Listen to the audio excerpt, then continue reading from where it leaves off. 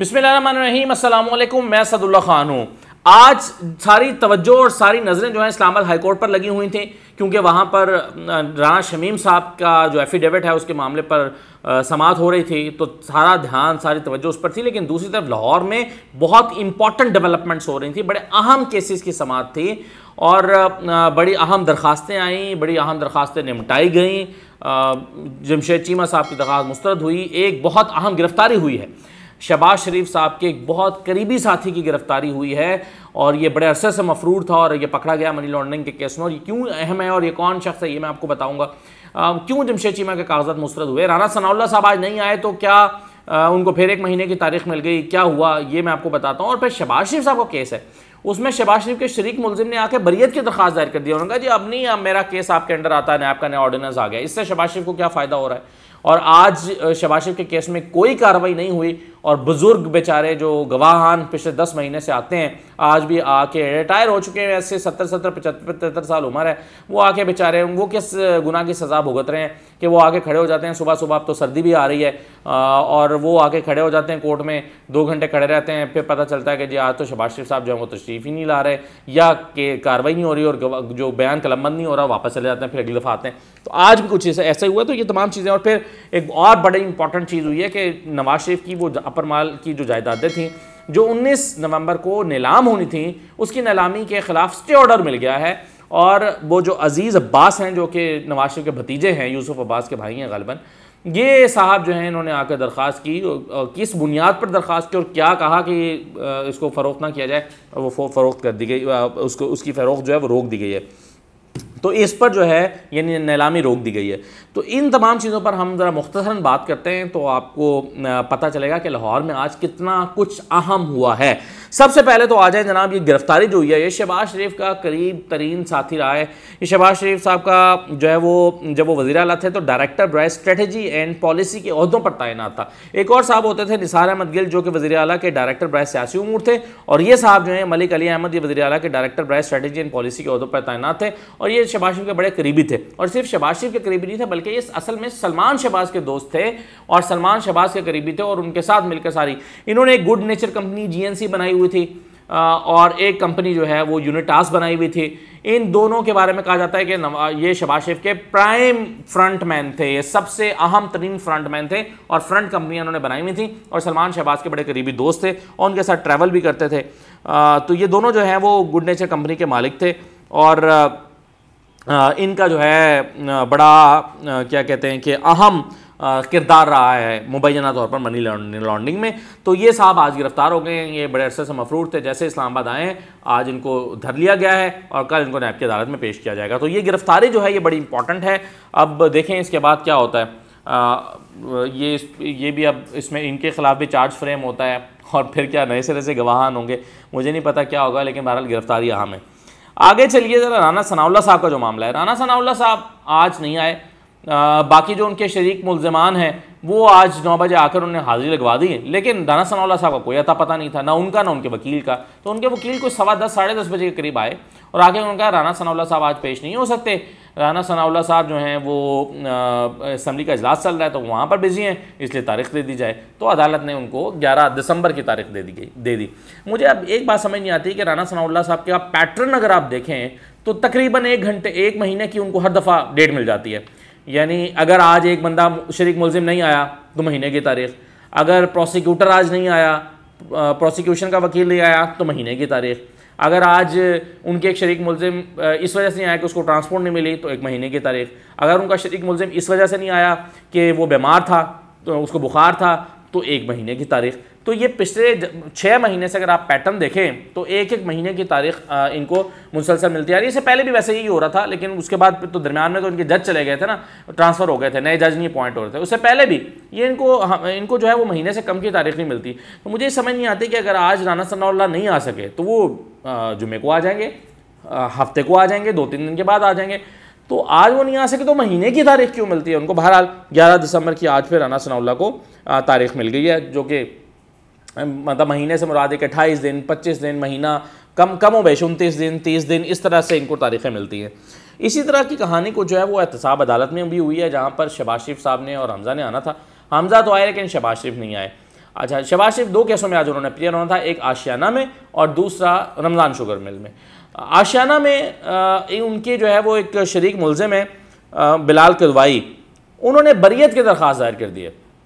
उन्होंने कहा कि मेरा जो केस है वो अब नैब के दायरे इख्तियार में नहीं आता, क्योंकि आशियाना का मामला है, एक प्राइवेट एक ये हाउसिंग स्कीम का मामला है, तो नैब के दायरे इख्तियार में नहीं आता। अच्छा, अब इसमें वजाहत देखनी पड़ेगी, क्योंकि देखें अदालत इस पर क्या जवाब देती है, क्योंकि ये बहरहाल इनके जो असल मुलजिम हैं वो एक पब्लिक ऑफिस होल्डर हैं, और पब्लिक ऑफिस होल्डर को नैब नए ऑर्डिनेंस ने नैब के दायरा इख्तियार से नहीं निकाला था, तो ये किस तरह से रियायत मांग रहे हैं तो इसको तो अदालत ही डिटर्मिन करेगी। लेकिन ये नई बरियत की दरख्वास्त आने के बाद हुआ ये है कि आज कार्रवाई कोई नहीं हुई, क्योंकि शहबाज शरीफ साहब मौजूद नहीं थे, और एक चूँकि गवाह रिकॉर्ड होने थे तो बरियत की दरख्वास्त आ गई, तो यहाँ तो कार्रवाई नहीं हुई। दूसरा रह गया रमज़ान शुगर मिल का मामला। अब रमज़ान शुगर मिल में जो है वो हमजा साहब तो आए हुए थे, तो लेकिन शहबाज शरीफ साहब नहीं थे, तो अदालत ने पूछा कि क्या गवाहान आए हुए हैं, उनका बयान रिकॉर्ड कर लिया जाए, तो प्रोसिक्यूशन ने कहा जी हाँ बिल्कुल कर लिया जाए। तो उस पर वकला ने कहा कि नहीं जी, आज चूँकि शहबाज शरीफ साहब आए नहीं हैं, उनकी हाजिरी मुआफ़ी की दरख्वास्त आई है, तो हम ये चाहते हैं कि शहबाज शरीफ साहब जब आएँ तो उनके सामने गवाहान को रिकॉर्ड किया जाए।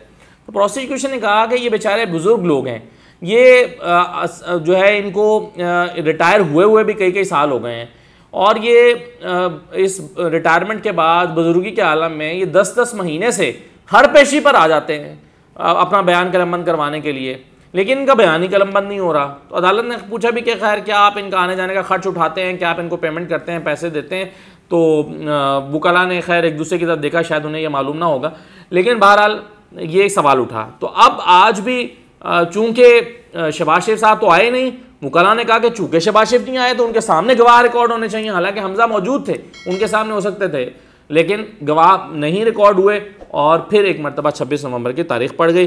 तो इन दोनों केसेस में तो ये हुआ, एक तो उनके शहबाज शरीफ के शरीक मुलजिम बिलाल किदवाई ने बरियत की दरख्वास्त दे दी, और उनकी बरियत की दरख्वास्त पर कार्रवाई इसलिए नहीं हुई कि नोटिस होने थे, फिर नैब को नोटिस जारी किए गए कि नैब इस पर अपना आके जवाब जमा करवाए, तो अब ये 26 नवंबर तक की तारीख पड़ गई है। अच्छा, अब जमशेद चीमा पर मैं बाद में आता हूँ क्या हुआ। एक और मामला है नवाज शरीफ की जायदादों की नीलामी से मुतालिक।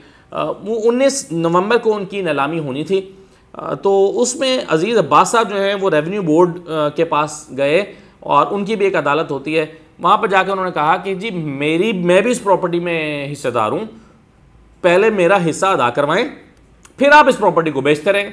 ऐसे आप इस प्रॉपर्टी को बेच देंगे तो मेरा क्या होगा, मैं भी तो इसमें हिस्सेदार हूँ। तो उनकी इस दरख्वास्त पर अब स्टे ऑर्डर मिल गया है। अब 19 नवंबर को नवाज शरीफ की जो प्रॉपर्टी है वो उसकी नीलामी नहीं होगी।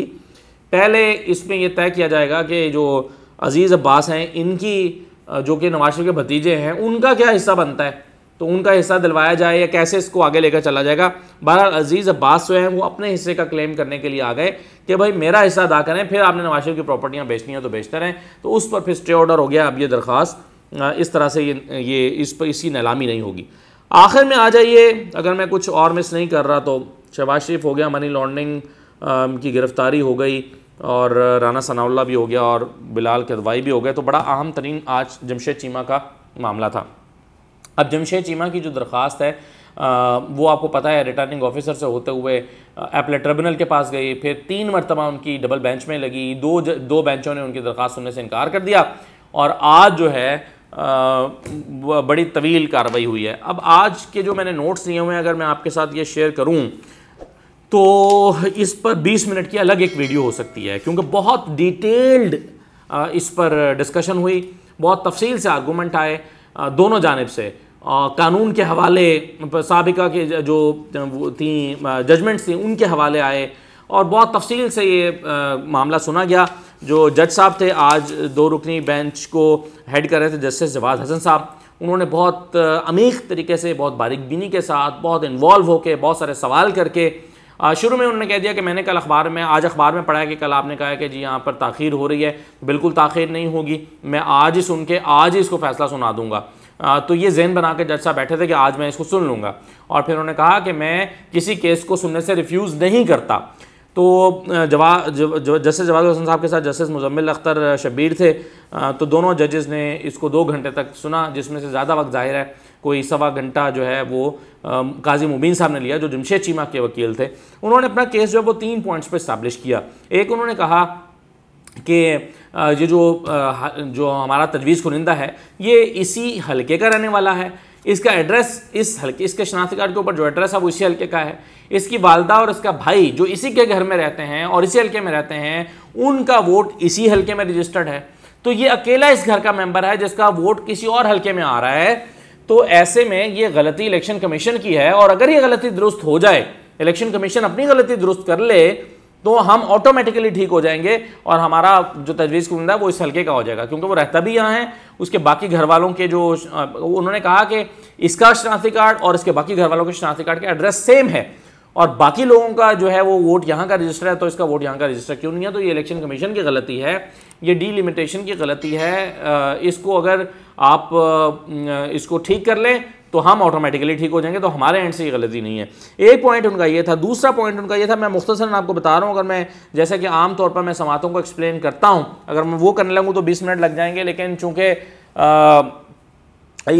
मैं ये समझता हूँ कि बहुत शायद इतनी ज़्यादा तफसील की आपको ज़रूरत नहीं है, मैं आपको पॉइंट्स बता देता हूँ। दूसरा पॉइंट उनका ये था कि काजी मुबीन साहब का, उन्होंने कहा दूसरी बात यह है कि जो हलके में वोटर्स हैं वो इतनी बड़ी तादाद में शफल हुए हैं, यानी इस हलके के वोटर्स जो हैं वो दूसरे हलके में ज़ाहिर हो रहे हैं और दूसरे हलके के वोटर इस हलके में ज़ाहिर हो रहे हैं। उन्होंने कहा हमने 2 यूसीज़ का जायज़ा लिया और उसमें से तकरीबन 1/4 जो वोटर हैं उनमें उनके रिकॉर्ड में गड़बड़ निकल रही है, तो इसलिए जब तक ये रिकॉर्ड दुरुस्त ना हो जाए तब तक इस इलेक्शन को पोस्टपोन कर दिया जाए। तीसरा नुक्ता उनका ये था कि जो नया कानून आया है, जो 2017 का एक्ट है इलेक्शन का, उसमें उसको अगर हम तफसील से पढ़ें और उसकी तशरीह करें तो उसका मतलब ये निकलता है कि जो तजवीज़ कुनिंदा है उसका भी इस हल्के से होना ज़रूरी नहीं है। तो इस पर बहुत डिबेट हुई दोनों तरफ से कि कौमे का क्या मतलब है, आ का क्या मतलब है, दैट का क्या मतलब है, और द क्यों नहीं लगा हुआ, और एनी क्या ए का एनी है या नहीं है। तो इस पर कानून के हवाले देकर बहुत तशरीह की गई। ये वाला पॉइंट मेरा ख्याल है इस्टेब्लिश नहीं कर पाए अच्छे तरीके से काजी मुबीन साहब, लेकिन और फिर उन्होंने खुद ही कह दिया कि अगर ये नहीं है तो फिर भी हम इसी हल्के के वोटर तो हैं, तो आप उस पॉइंट को ज़रूर कंसिडर करें। तो ये आर्गूमेंट्स उन्होंने दिए। फिर उन्होंने ये भी कहा कि जिस स्क्रूटनी से पहले हमने ये दरख्वास्त दायर कर दी थी, दूसरे मुखालिफ वकील ने, जो कि मलिक क़य्यूम साहब के साहबजादे खड़े हुए थे दूसरी तरफ, यानी परवेज़ मलिक साहब के भतीजे, उन्होंने कहा कि स्क्रूटनी इन्होंने 2 दिन डिले करवाई थी, अगर उसी दिन स्क्रूटनी हो जाती तो इनकी नई दरख्वास्त नहीं आई थी कि हमें नया तजवीज़ कुनिंदा देने की इजाज़त दें। तो उन्होंने कहा बहरहाल स्क्रूटनी से पहले तो हो गया। तो इस तरह से करके फिर कुछ पुरानी जजमेंट्स लेकर आए काजी मुबीन साहब। उन जजमेंट्स में ये था कि उनमें इलेक्शन लड़ने की इजाज़त नहीं दी थी, लेकिन उसकी वजह यह थी कि वहाँ जो तजवीज़ कुनिंदा था वो उस हल्के का रहने वाला नहीं था। तो जज साहब ने कहा कि तो आपके खिलाफ जाती है जो जजमेंट आप पेश कर रहे हैं। उन्होंने कहा कि नहीं, इसमें फ़र्क है कि वो इसलिए रिफ्यूज़ हुई थी कि वहाँ का जो वो वोटर था वो उस हल्के का रहने वाला नहीं था, लेकिन मैं यहाँ पर आपके सामने हमारा जो सिनेरियो है वो वोटर इसी हल्के का रहने वाला है। तो यही जजमेंट जो है वो फ़रीक़ मुखालिफ ने भी पेश की, और उन्होंने कहा कि यही जजमेंट मैं पेश करता हूं कि देखें इसमें भी सुप्रीम कोर्ट ने माजी में इलेक्शन लड़ने की इजाज़त नहीं दी थी, क्योंकि तजवीज़ कुनिंदा वहाँ का रहने वाला नहीं था और रजिस्टर्ड वोटर नहीं था। तो बहरहाल 2 घंटे के तकरीबन ये समाअत हुई। समाअत करने के बाद जज साहब ने, जो जस्टिस जवाद हसन साहब ने फ़ैसला महफूज किया और 5 मिनट में फ़ैसला सुना दिया, और 5 मिनट में उन्होंने ये कहा कि जी हम दरख्वास्तें मुस्तरद करते हैं। तो ये है, अब शायद इसको सुप्रीम कोर्ट में जाके चैलेंज करें, लेकिन इसका स्कोप अब कम दिखाई देता है। देखें जमशेद चीमा साहब की किस्मत का फ़ैसला क्या होता है। बहरहाल अब 3 फोरम से उनकी दरख्वास्तें मुस्तरद कर दी गई हैं। तो ये आज की लाहौर में होने वाले इंपॉर्टेंट केसेस का अहवाल था। मुझे इजाज़त दीजिए, अल्लाह हाफ़िज़।